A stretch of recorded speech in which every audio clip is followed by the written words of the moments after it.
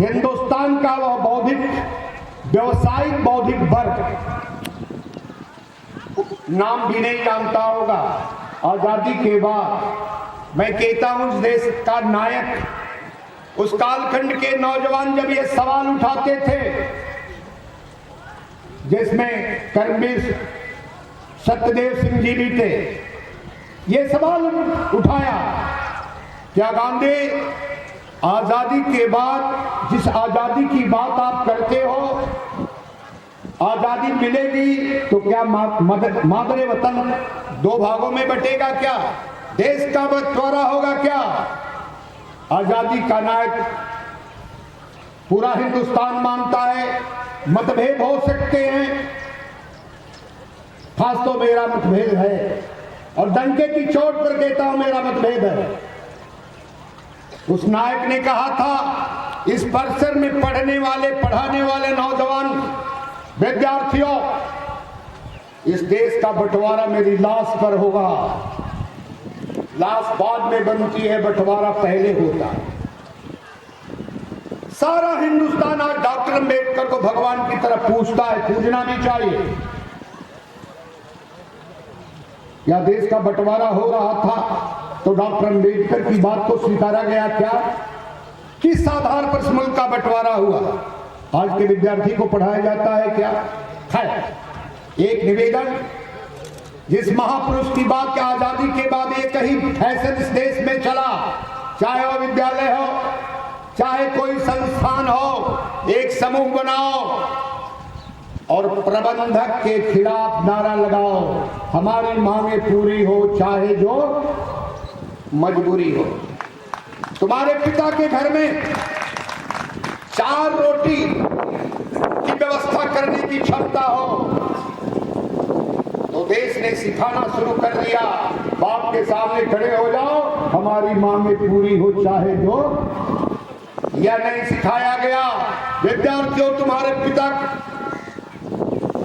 के पास केवल ही पूंजी है 4 रोटी, तुम 5 भाई हो, क्या ठीक से इसमें बंटवारा करके अपनी जिंदगी गुजारने की बात सोच सकते हो क्या? राष्ट्रवाद इसको कहते हैं। राष्ट्रवाद इसको नहीं कहते हैं कि पिता के खिलाफ मोर्चा खोलो, पिता की रोटी करने की व्यवस्था में अपना योगदान दो। क्या हुआ? इस देश में एक व्यक्ति पैदा हुआ जिसका नाम हुआ, उसको मैं ऋषि कहता हूं। आजादी के बाद इस देश में एक ऋषि पैदा हुआ जिसका नाम दंतोपंत ठेंगड़ी है। इस नारे को बदलने का काम किया और कहा, इस देश का नौजवान, नारा बदलो, पिता की मजबूरी समझो, लेकिन एक बात करो पिताश्री, देश के हित में करेंगे काम, लेकिन काम के लेंगे पूरा दाम। इसको कहते हैं राष्ट्रवाद। हम अध्यापक हैं, हमको पहुंचना है ना 55 पर, आएंगे 10-55 पर। विद्यार्थी हमारी बात, मेरा सम्मान करेगा क्या प्रोफेसर? नहीं करेगा। हमारा जो कर्तव्य है, प्राइमरी स्कूल का मैं टीचर हूं, तो प्राइमरी स्कूल की चिंता हमारे कंधे पर है। उच्च संस्थान परिसरों में, अरे क्या मैंने देखा अपनी प्रारंभिक जीवन में, एक अध्यापक इस कॉलेज परिसर में अराजकता का माहौल था। शरीर की संरचना के सवाल तक उठाया सानंद ने और उत्तर भी बखूबी दिया। लेकिन याद करो, एक देश में पद्मावत लिखने वाला कवि था। 100 बरस नहीं लगते हैं यार, तुम्हारे जैसे प्रोफेसर ज्ञान की जोत जलाए तो बहुत समय नहीं लगता है। आचार्य शुक्ल ने जायसी को जायसी बना दिया कि नहीं बना दिया? तुम्हारे जैसा प्रोफेसर, मैं समझता हूं आज की शिक्षा नीति, आधुनिक शिक्षा नीति को भी मुकाम तक पहुंचा लेगा। कर्तव्य बोध होना चाहिए। विद्यार्थी समझे कि हमारा टीचर हमारा शासक नहीं, मार्गदर्शक है। मार्गदर्शक के आचरण पर हम कैसे चले। एक बॉय कि देश के हित में करेंगे क्या। आप तो सर हम क्या करें, हम तो पढ़ने आते हैं, इसमें देश हित क्या है। अरे ठीक से पढ़ाई भरोगे, आचरण तुम्हारा ठीक होगा तो तुम्हें में से माँ के गर्भ में ही सीख लेगा शिक्षा अभिमन्यु जैसा। तुमने देखा छोटी सी बच्ची, नन्ही सी बच्ची तुम्हारे सामने खड़ी थी ना, बड़ा काम है क्या, जितने तुम हो उससे ज्यादा कुर्सियां खाली है। क्या करवे सत्यदेव ने इसी बात के लिए इस संस्थान की स्थापना करने की बात की। अपने दोनों पुत्रों को झोंक दिया, बेटा जीते तो सब अपने लिए हैं लेकिन तुम जियो समाज के लिए। जिस प्रोफेसर आनंद की बात, दूसरी बात मैं कहकर क्योंकि मैंने कहा कि 3 मिनट, लेकिन डायस पर व्यक्ति आता है तो उसके सामने और भी परिदृश्य आ जाते हैं। एक बात मैंने देखो, अमेरिका का प्रेसिडेंट जॉन एफ कैनेडी जब शपथ लेता है तो भाषण करता है, अमेरिकियों ये न पूछो अमेरिका तुम्हारे लिए क्या कर रहा है। अमेरिकियों तुम ये न पूछो अमेरिका तुम्हारे लिए क्या कर रहा है, वरन अमेरिका के लिए तुम क्या कर रहे हो। यह होता है राष्ट्रवाद। विद्यार्थी तुम उस देश के लिए क्या कर रहे हो, जो कार्य तुम्हारे हाथ में उसको पूरा तो करो। तीसरी बात, 2 बात हो गई कि देश के हित में करेंगे काम के लेंगे पूरा दाम। दूसरा हो गया विद्यालय परिषद की कमियों को मत देखो, विद्यालय परिषद की कमियां कैसे दूर होगी। क्लासरूम में बैठते हो ना, कागज का टुकड़ा पड़ा हुआ है, क्या हम नहीं उठा सकते हैं क्या। प्रोफेसर ने पहल कर दी तो समझो कि उसका विद्यार्थी जो है टोकरी से ज्यादा कूड़े को बाहर व्यवस्थित जगह पर रख सकता है। तो देश ये होता है। और आगे की क्या कहानी, विद्वान प्रोफेसर ने बात कह दी, भाई लड़ाई लड़ो ना, राष्ट्रवाद की लड़ाई। सीमा पर सैनिक लड़ता है, खेत में किसान लड़ता है, दुकान पर व्यापारी लड़ता है। मैं विद्यार्थी था, एक इस देश में राजनीतिक व्यक्ति, आज देख रहे हो ना मां गड़बड़ घोटाला कहाँ है, तुम्हारे आंख के सामने होता, मेरी आंख के सामने होता है। लोग कहते हैं हमने इसको ठग लिया। दूध बेचने वाला दूध में पानी मिलाकर दूध बेचता है और समझता है कि उस बनिया को मैंने ठग दिया, लेकिन बनिया क्या करता है, धनिया में लीड मिलाकर बेच देता है। वो समझता है कि हमने किसको ठग लिया, दूध वाले को ना, बेचने वाले को। दूध पियोगे तुम, स्वास्थ्य अच्छा नहीं होगा। मिलावटी दूध के द्वारा तुम्हारा स्वास्थ्य, बनिया का स्वास्थ्य ठीक नहीं होगा।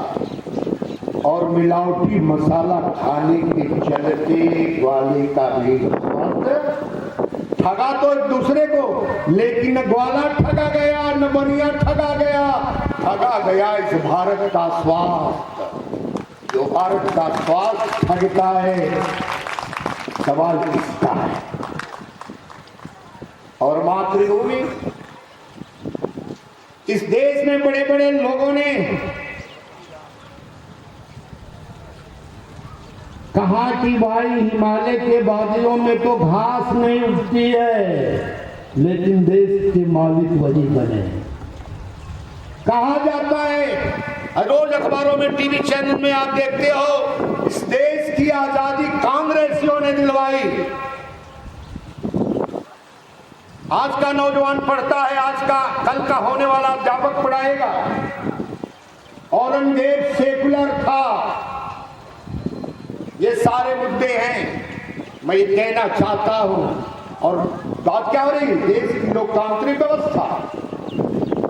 एक सवाल पूछना नौजवान विद्यार्थियों अपने प्रोफेसर से कि आजादी लड़कर ली गई कि व्यवस्था के माध्यम से आई। उस जमाने में 15 स्टेट थे, कौन जिस सत्ता सौंपी गई 15 में से पर कांग्रेस की वर्किंग कमेटी ने 13 ने कहा इस देश का कौन बनेगा? सरदार वल्लभ भाई पटेल। याद रखना, विद्वानों के मन से बोल रहा हूं, सामान्य अध्यापक इंटरमीडिएट कॉलेज के परिसर में जिंदगी गुजारने वाला। 13 ने किसके बारे में? लोकतंत्र की हत्या तो उसी दिन हो गई। 13 हिंदुस्तान के कांग्रेस की कमेटियों ने कहा प्रधानमंत्री कौन बनेगा? सरदार वल्लभ भाई पटेल। एक ने कहा आचार्य कृपलानी, एक ने किसी के पक्ष में मत नहीं दिया। प्रधानमंत्री पटेल नहीं बनकर बन कौन गया? किसकी कृपा से? इस देश की आजादी दिलाने वाले नायक से, अर्थात गांधी के मर्जी से। लोकतंत्र की हत्या उस दिन हुई कि नहीं हुई? यह गायक जो है, जब कर्मवीर सत्यदेव जी की बात करने हम सभी लोग आए हैं, तो जरा पूछना इनसे सवाल कि तुम कांग्रेसी क्यों नहीं बने?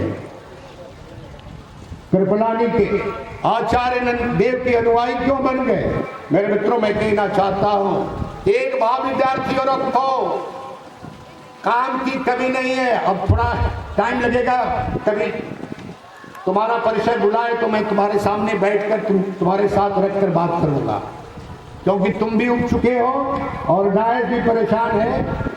पछुआ चल रही है, ठंडक भी आएगी और कल तक तुमको सुनना है, लेकिन सुनो और उसको गुनो भी। इस देश में आजादी की लड़ाई चल रही थी, जिस सेकुलर बात की बात आ रही है, जरा इनसे सवाल पूछना। ये नौजवान जो तवारीख के पन्ने में अपनी कहानी लिखेंगे, सवाल पूछेंगे, तूने कहा था इस देश का बंटवारा नहीं हुआ, 2 खंडों में बांट दिया, लड़ाई रुक गई है क्या? लड़ाई जारी है। जिम्मेदार कौन होगा? जिम्मेदारी तय होनी चाहिए। ब्रिटानिया हुकूमत की पुलिस पीछे पड़ी हुई है। देश का नायक चंद्रशेखर आजाद कानपुर की शहरी गलियों में भाग रहा है। पीछे कौन जा रहा है? हिंदुस्तान की जवानी का नायक अशफाकुल्ला। एक खंडहर में, खंडहर नुमा मंदिर में घुस जाते हैं। नौजवान की जवानी चंद्रशेखर आजाद बिल्कुल खोहनुमा था। घुस जाते हैं, अशफाकुल्ला दरवाजे तक आता है, ठिठक जाता है। आजाद कहते हैं अंदर आजा। आजाद हिंदुस्तान में आजाद की कहानी मैं तुम्हारी अदालत में सुना रहा हूं, आजा। अशफाकुल्ला ने कहा पंडित, अपने नापाक शरीर को बचाने के लिए हिंदू भाइयों के देवालय, पाक देवालय को नापाक नहीं करना चाहता हूं। ऐसे मुसलमान को कौन नहीं सलाम करेगा?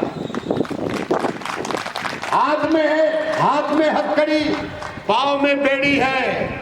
जेलर कहता है बोलते हो वंदे मातरम, बड़े सीना के साथ सीना ठोक कर लोग कहते हम भारत माता की जय नहीं बोलेंगे, हम वंदे मातरम नहीं गाएंगे। और इस देश का बौद्धिक लाश मौन है। मैं तो कहना चाहता हूं कि जैसी भूल इस पितामह ने महाभारत कालखंड में किया है, 1 लाख मारता दुर्योधन की छठी का दूध आता था, लेकिन हम तो प्रतिबद्ध हो गए किसके? हस्तिनापुर की गद्दी पर जो बैठेगा उसकी रक्षा करने के लिए, कुर्सी की रक्षा करने के लिए। और कृष्ण को रसिया साबित करने का काम इन बौद्धिक जमात के कवियों ने किया। नायक इस देश का कृष्ण है। देश के हित में आप बात करते हो ना भाई, नीत है ना, हमारा दुश्मन जो है 16 बार गोरी लतियाया गया, लेकिन हम पीछे से नहीं मारेंगे। यही इस देश का कौटिल्य कहता है क्या? ये सारे मुद्दे हैं नौजवानों, इस पर विचार करने के। कहता है अरे मियाँ बोलो ना वंदे मातरम, बजाओ ताली। जेलर कह रहा बजाओ ताली, भारत माता की जय करो ना। अंतिम कहता है ये छंद, हे मातृभूमि, अरे सुन दे चेला, मादरे वतन के लिए कुछ सब कुछ कर सकता हूं। कहता है हे मातृभूमि तेरी पूजा किया करूंगा, हाथ में हथकड़ी, पांव में बेड़ी, जबान पर डंडा। यह है हिंदुस्तान की जवानी, जिसके चलते इस मुल्क को आजादी मिली। भीख मांगने से कई कटोरा में मिलती है क्या आजादी? भूल जाते हो खुदीराम बोस को, इतिहास में पढ़ाया जाता है खुदीराम बोस। भूल जाते हो अजीजन बाई को। एक सवाल पूछना बौद्धिक क्लास के लोगों से, अजीजन बाई कौन थी? पूछना ना, अपने प्रोफेसर से पूछना। प्रोफेसर दोषी नहीं है, पहले के प्रोफेसरों ने पाठ्यक्रम निर्धारित कर दिया। पूछो कि अजमुल हक कौन है, नाम जानता है? दोषी तुम नहीं हो, जिन्होंने कहा ना बिना खड़ग और तलवार से मिल गई आजादी। श्रीमान अध्यक्ष जी, अजमुल्ला को कोई नहीं जानेगा। अरे कानपुर के कोठे पर अपने पांव में घुंघरू बांधकर अपनी जवानी बेचने का काम जिस महिला ने किया था 1857 की लड़ाई में, जब नानाजी पेशवा का खजाना खाली हो गया, हिंदुस्तान की उस मलिका ने, वो हमारी मलिका है, उस मलिका ने कहा तात्या टोपे खजाना ले जाओ, ये तिजोरियां भरी हुई है, मैंने अपनी जवानी को बेचा, खुदा की कसम झूठ नहीं बोलती, लेकिन मादरे वतन के लिए सब कुछ न छाओ। उस अजीजन भाई के चलते देश की आजादी है। उस अजीजन भाई का इतिहास नहीं पढ़ाया जाएगा, शेख अब्दुल्ला का पढ़ाया जाएगा उन लोगों का।